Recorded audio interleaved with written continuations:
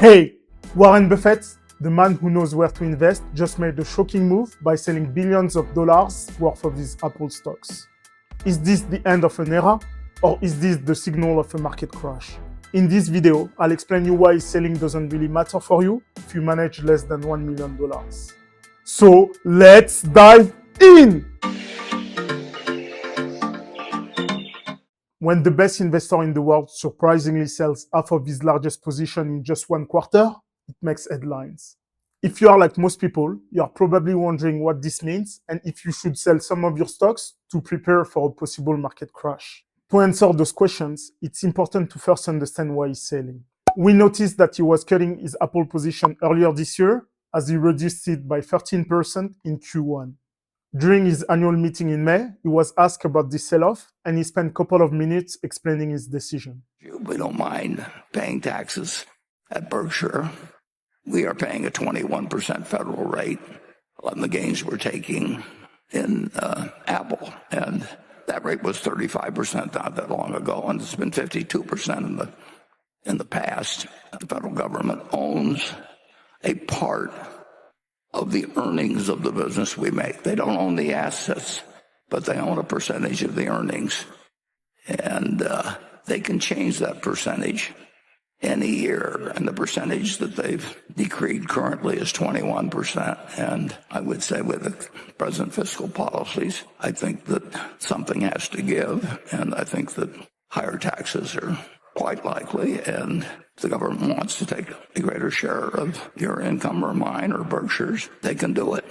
And they may decide that someday they don't want the fiscal deficit to be this large because that has some important consequences, and they may not want to decrease spending a lot, and they may decide they'll take a larger percentage of what we earn, and we'll pay it. I would really hope with all that America's done for all of you, it shouldn't bother you that we do it. And if I'm doing it at 21% this year and we're doing it at a higher percentage later on, I don't think you'll actually mind the fact that we sold a little Apple this year. Buffett's expectation of higher future taxes drove him to sell some of his Apple stocks.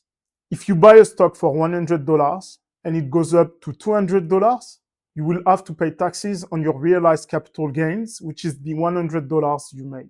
For Buffett, the current tax rate is 21%, but he believes that it will increase in the future as the US government might increase taxes to address its deficit and debt issues. You might be wondering, should I also lock in my profits at a lower tax rate if I'm in a country facing the same deficit and debt problems as the US? If you are managing a few $100,000 or less than $1 million, and your goal is to build wealth quickly rather than preserve it, selling your stocks for tax reasons is not worth it, as it slows down your portfolio's growth. To understand this, let's look at two scenarios. If you start with a dollar investment that doubles every year, sell it at the end of each year, pay a 34% tax rate, and reinvest everything, you'll end up with $25,200 after 20 years. If you start with a dollar investment that doubles each year and sell it after 20 years and pay a 34% tax rate, you'll end up with $692,000. The reason for this huge difference is something we call compounding. It's when the money you earn on an investment starts earning more money itself, causing your investment to grow faster over time. Visually, compounding looks like an exponential curve rather than a steady linear one. Once you reach the natural inflection point where compounding starts working for you, the gains you make are huge compared to those before that point. In scenario 2, the entire amount compounds without any tax reductions over 20 years. When you don't sell your investment, you defer your tax payments and let the full amount, including all gains, keep compounding year after year. This makes your investment reach the natural inflection point faster, making each additional gain significantly larger. You only pay taxes when you sell after 20 years. By then, the investment has grown so much that even after taxes, you are left with significantly more than in scenario 1. In scenario 1, you pay taxes on the capital gains every time you sell your investment at a profit.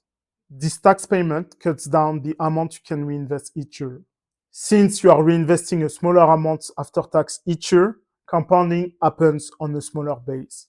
This makes it longer to reach the natural inflection point where additional gains become significantly larger. By selling and paying taxes annually, you miss out on the potential growth of the gains that went to taxes. Over time, this significantly reduces your overall return. The biggest expense for an investor is taxes, and if you defer those payments, you win.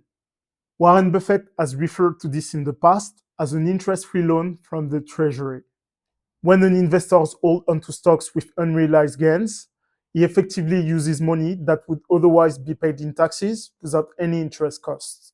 So the question is, why isn't Buffett taking advantage of this and instead deciding to sell his Apple stocks? Two assumptions come to mind. Assumption number one is outlook on Apple stock versus the potential tax increase. And assumption number two is focus on preserving wealth. Let's go through both of those one by one.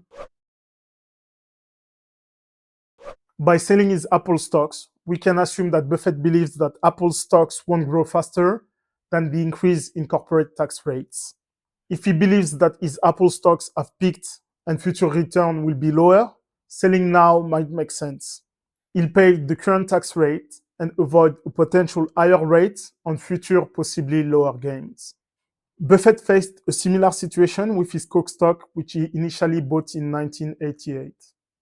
In his 2006 shareholder meeting, he said he regretted not selling some of his Coke stocks when it was significantly overpriced. It'll be a great business, and it's been a great business. The stock got to what, in retrospect, clearly was a ridiculous level, but you can't hold the present management, Neville Isidell, responsible for that. And if the company sells 4 or 5% more units this year than last year, and the population of the world goes up 2%, it just means that more people are putting that particular source of liquid down their throats than the year before, and that's been going on ever since 1886. So it strikes us as a really wonderful business that sold at a very silly price some years back, and you can definitely fault me for not selling the stock. I always thought it was a wonderful business, but clearly at 50 times earnings, it was a silly price on the stock. So we like it. We'll own it 10 years from now, in my view. Since its peak in 1998, Coke's stock has only risen 60% by 2024, which isn't impressive. Selling some of his Apple stocks might be a way to not repeating this mistake. With $280 billion invested in US stocks and almost $230 billion in cash, Buffett is in a season of his investing journey where he might be focused on preserving capital rather than aggressively building it. With a small portfolio, you want to grow it aggressively to reach the natural inflection point where compounding starts really working for you. When compounding is already working for you and you are managing billions, your focus might shift on preserving those billions and minimizing losses. In that case, it makes sense to sell some Apple stocks to avoid paying too much in taxes. Barron's estimates that selling his Apple stocks will cost him $15 billion at the current tax rate. This could mean more money in the future if Warren's prediction about future tax hikes proves correct. With less than $1 million invested, you are not in the same investing season as Buffett. If your goal is to make your money work aggressively, it makes sense to do everything you can to reach that natural inflection point where compounding starts to work its magic. This is it for today, guys. If you got value from this video, feel free to drop a like. And if you want to receive more contents like this, feel free to subscribe. Thank you all and peace out.